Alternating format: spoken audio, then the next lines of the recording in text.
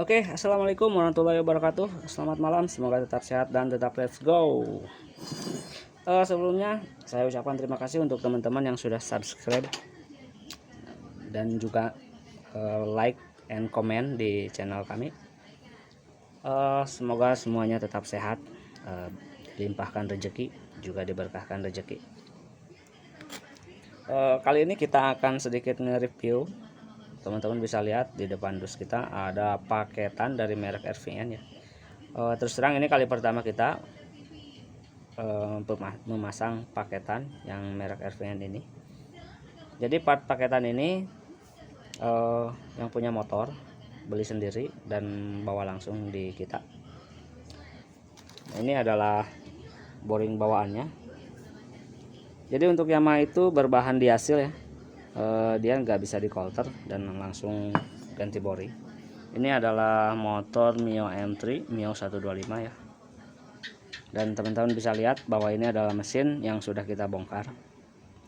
Jadi yang punya motor ini ownernya tadi bawa paketan dan akan kita pasang. Ternyata mesin ini adalah salah satu korban dari oli palsu yang kemungkinan besar ini sudah sangat lama ya oli palsu, dan sudah kita bersihkan ke akar-akarnya, ke dalam-dalamnya, dan kita sudah naikkan kembali di bagian mesin tengahnya ya.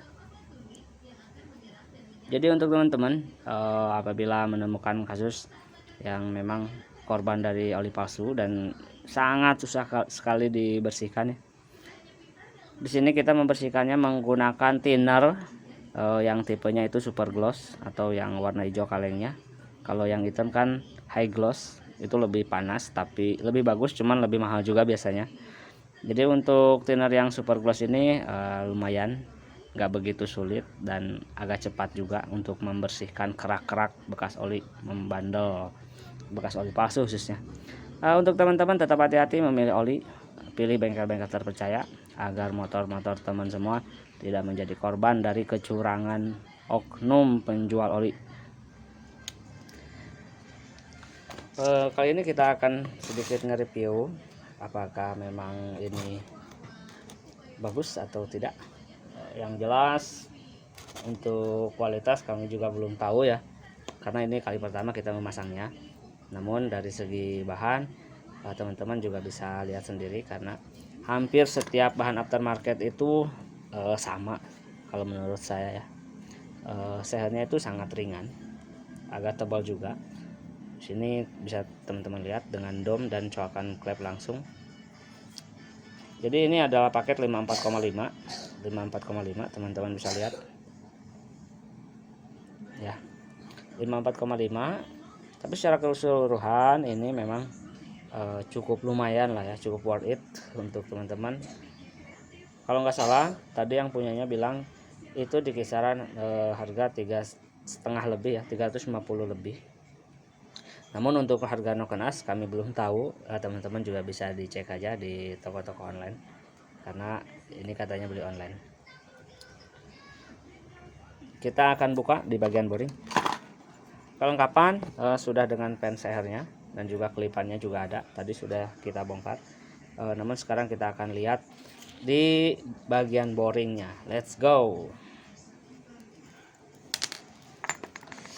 Segelnya sudah dibuka oleh yang punya. Dan kita akan ngebuka kembali. Oke. Teman-teman bisa lihat bahwa secara keseluruhan ini sangat lumayan, sangat rapi juga. Hasil kotorannya juga sangat bagus, karena mungkin ini dikerjakan dengan mesin CNC ya, sudah pasti. Berikut dengan laser RVN nya. Jadi ini adalah spek 54,5 dengan liner luar itu berada di, kita akan ukur. Oke. Untuk liner luar kita akan mengukurnya.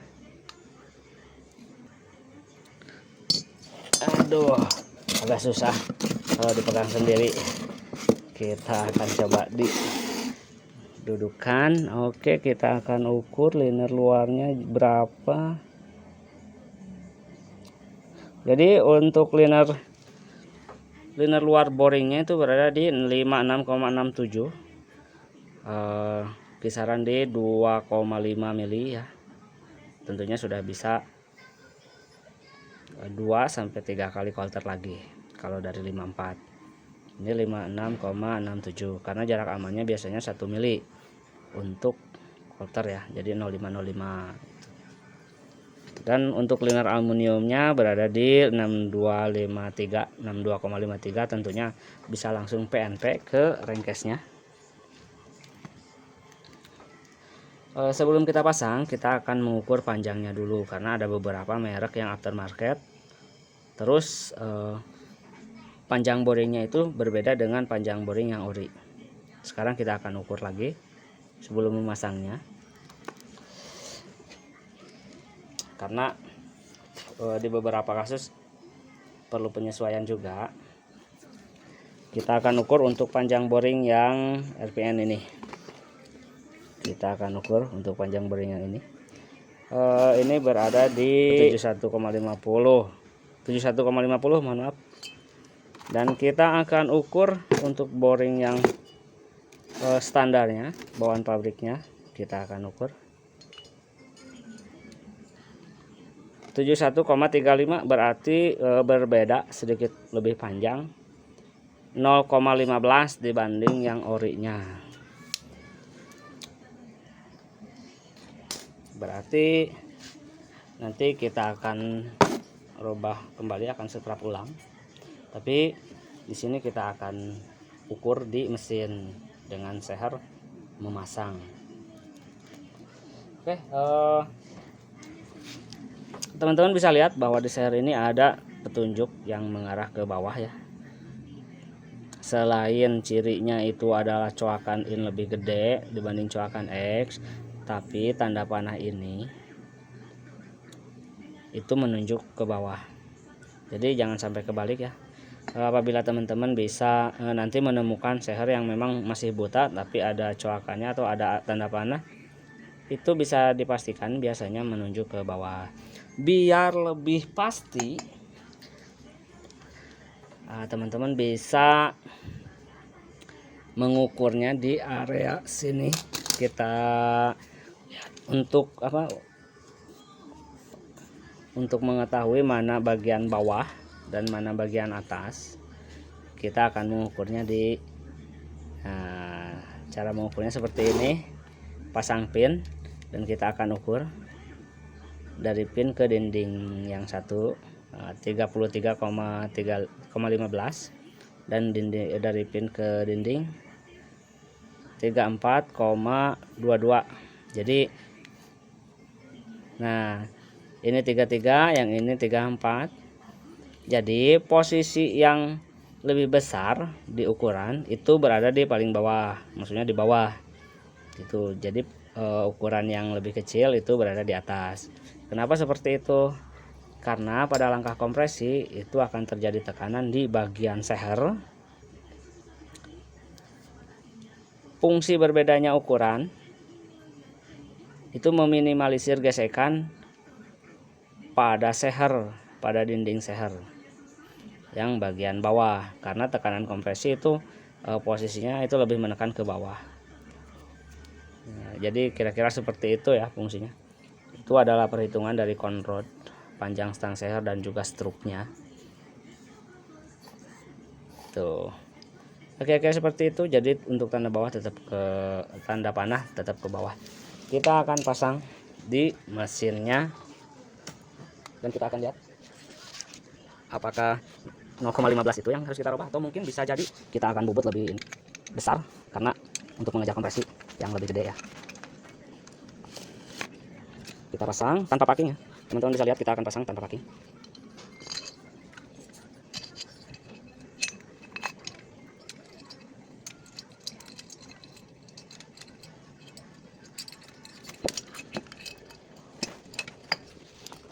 Nah, jadi teman-teman bisa lihat, nah, sudah kita pasang, teman-teman bisa press. Ini bisa di press atau cukup ditekan pakai tangan dulu, nggak apa-apa. Yang penting bagian belakangnya itu rapat. Setelah kita pasang, kita posisikan ke posisi top. Nah, jadi teman-teman bisa lihat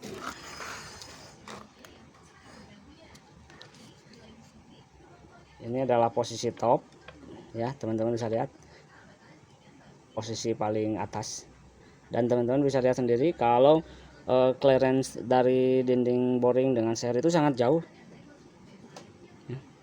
Ini berada di kisaran 1 mili lebih 2 milian ya. Ini berada di 2 milian, berarti low compression ya. Teman-teman sudah bisa lihat kalau ini clearance-nya lebih gede, antara di 2 mili. Berarti kita harus menyekerap ulang si boring ini 1,5 mili. Menurut saya idealnya itu seperti itu, karena ini kan belum juga dipasang packing, tapi karena motor ini untuk harian dan juga dipakai ngojek, jadi kita akan kasih clearance 0,5 tanpa packing, dan packingnya itu berada di kisaran, kita akan coba ukur si packing belakang. Jadi ini adalah packing boring yang ori, tentunya masih kaleng ya. Kalau yang ori di motor Yamaha itu packing yang orinya itu kaleng. Kita akan ukur untuk packingnya 0,29, berarti kalau kita nanti kasih clearance 0,5 berarti berada di 0,79 ketika memasang packing.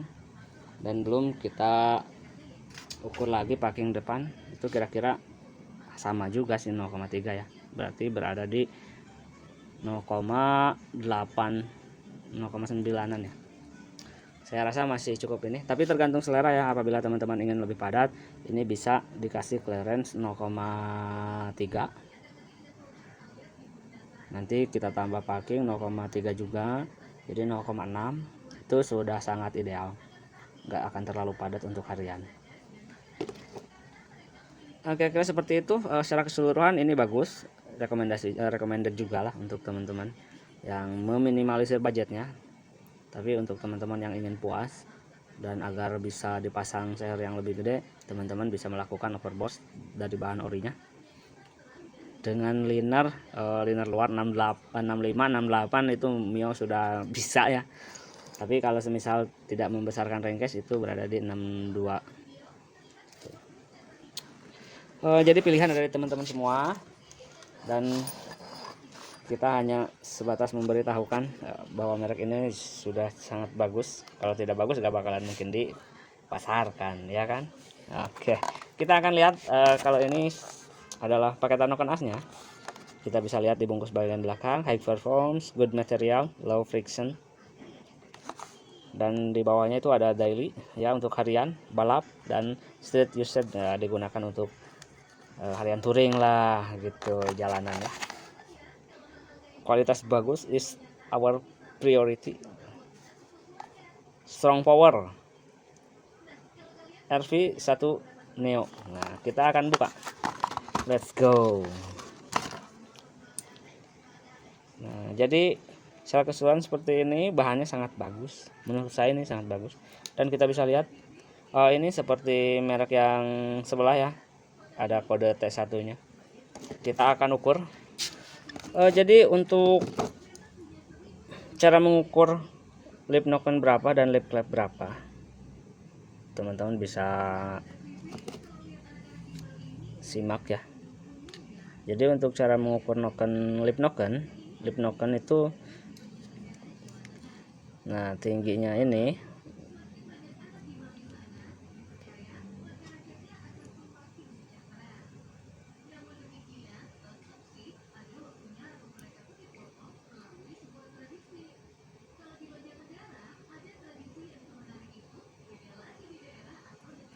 tingginya si base circle ini, si lip noken ini dikurang base circle.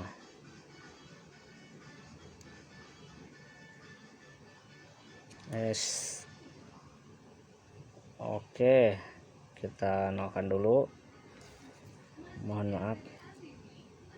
Nah, jadi ini adalah lipnya. Lip noken itu tingginya noken ini kita nolkan dan kita kurangi base circle, jadi pinggangnya itu berada di 4,88. Jadi untuk clip noken yang innya itu 4,88 dan untuk yang X akan kita ukur. Kita bisa lihat ini adalah depthnya dengan angkanya 0 dan kita kurangi base circle itu 4,77, berarti cuman berbeda di 0,11 in dan X. Ini adalah cara mengukur lip noken. Dan untuk mengukur lip noken yang tadi ini 4,88 dan 4,77 itu dikali dengan rasio pelatuk. Jadi untuk Mio M3 itu rasio pelatuknya berada di 1,5. Jadi cara mengukur rasio pelatuknya ini dari pusat sini, titik center ini ke ujung pelatuk dibagi dari center ini ke tengah ini. Gitu, itu cara mengukur rasio pelatuk. Dan hampir rata-rata rasio pelatuk di motor-motor yang bawaan pabrik itu paling tinggi 1,5. Rasio pelatuknya itu 1,5.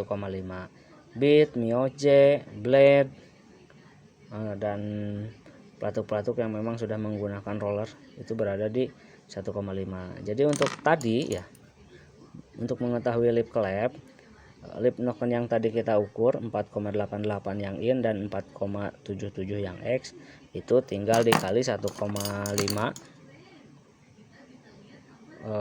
rasio pelatuk.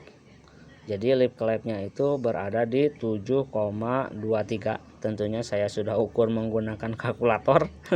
Dan bila teman-teman gak percaya silahkan dicoba, karena sudah lama nggak sekolah, otak agak beku untuk wilayah perkalian. Jadi yang in itu berada di 7,32 ya, 7,32 dan yang X berada di 7,11. Pokoknya beda 0,11. Itu lip clamp ketika setelan clamp itu sangat rapat. Tapi yang pastinya teman-teman bisa ukur nanti ketika di dial, atau bisa dikira-kira lip yang tadi itu 7,32 kurangi 0,10 untuk setelan clamp yang in, atau kurangi 0,15 untuk yang X. Tinggal kurangi itu aja. Jadi itu lip clamp yang bersihnya. Oke, kira-kira seperti itu. Jadi secara keseluruhan untuk blok aftermarket ini sangat lumayan. Kekurangannya hanya berada di seher yang kurang tinggi menurut saya. Jadi clearance-nya, jarak antara seher ke ujung boringnya itu terlalu gede ya, berada di 2 mili. Jadi nanti kita akan papas kisaran di 1,5 atau mungkin 1,7, karena ini belum dipasang packing dan ketebalan packing sudah kita ukur tadi berada di 3 mil, 0,3 ya, 0,29 sih tepatnya. Dan yang packing headnya juga kisaran segitu. Sedikit bocoran bahwa ketika clearance seperti ini terlalu gede, itu proses pembakaran juga kurang sempurna. Tentunya kompresi juga sangat low ya menurut saya. Dan clearance-nya kita perkecil minimal 0,5 dan maksimal 0,3, tapi harus diperhitungkan dengan nanti ketebalan packing ketika sudah ngepres, karena packing yang kita gunakan masih packing ori dan tentunya sudah terpasang dari pabrik berapa tahun sampai sekarang kita nggak ganti untuk pakai yang belakang karena packingnya kaleng. Kira-kira seperti itu. Mudah-mudahan video ini bermanfaat dan sedikit memberi pengetahuan untuk teman-teman yang belum tahu. Terima kasih banyak masih tetap setia untuk menonton channel kami. Semoga dilimpahkan selalu rezekinya. Jangan lupa like, comment, and subscribe agar channel kita terus berkembang ya, untuk terus belajar dan untuk terus sharing. Terima kasih banyak, semoga tetap sehat dan tetap let's go.